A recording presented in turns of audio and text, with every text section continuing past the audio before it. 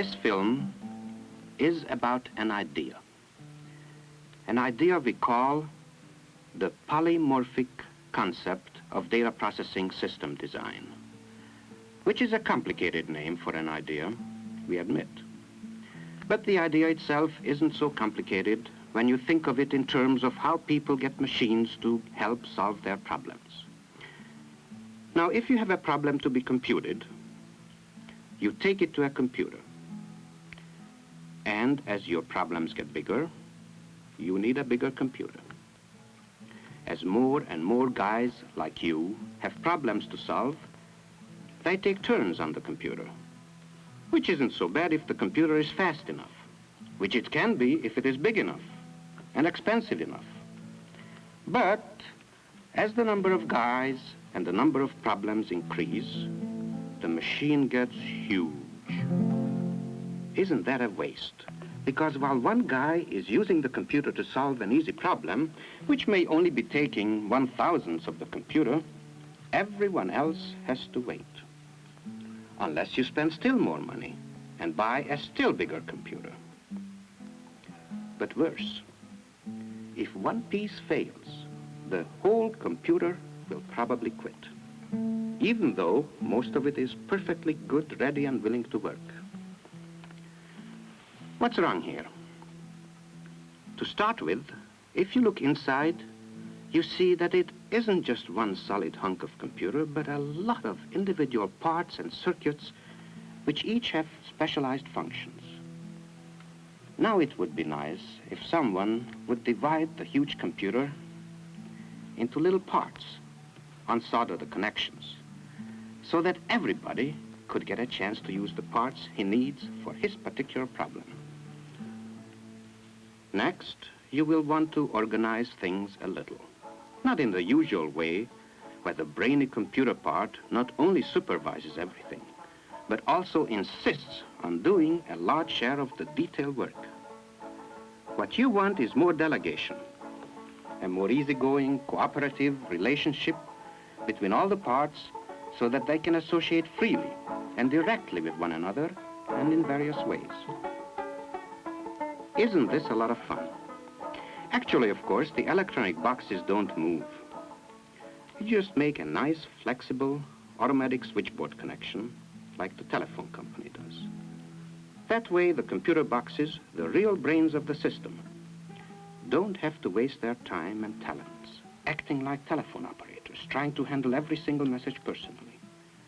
They can stick to computing and let the other boxes do the detail work, such as remembering large number of facts or sending messages from one box to another or carrying out simple logical routines.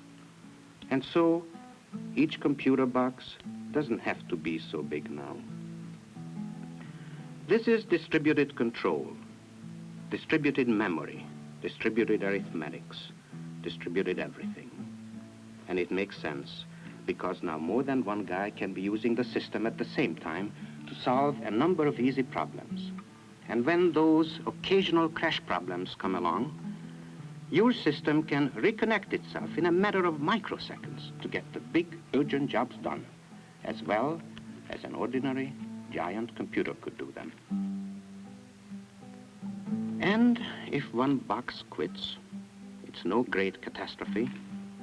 The system just automatically switches the job to another box.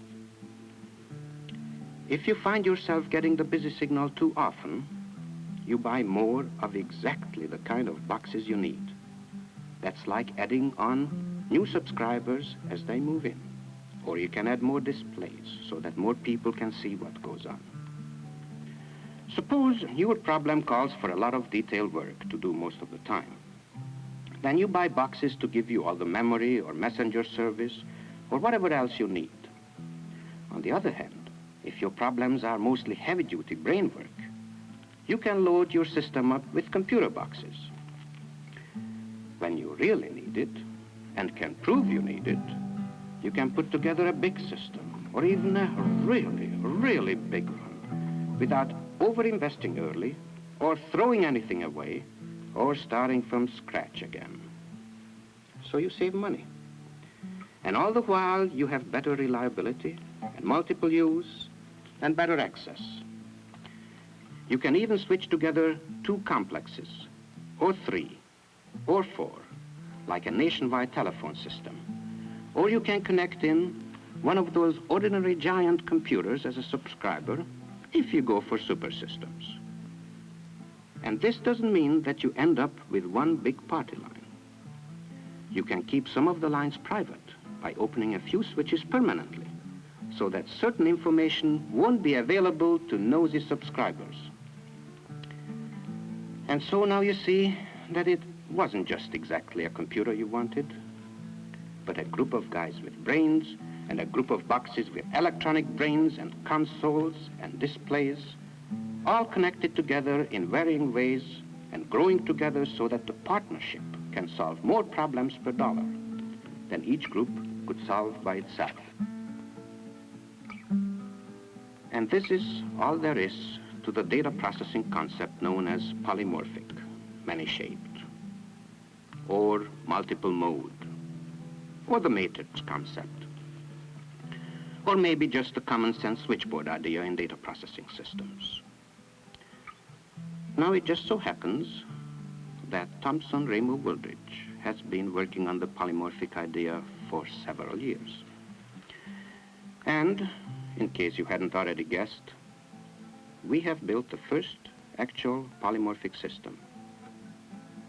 If you're interested, let us know.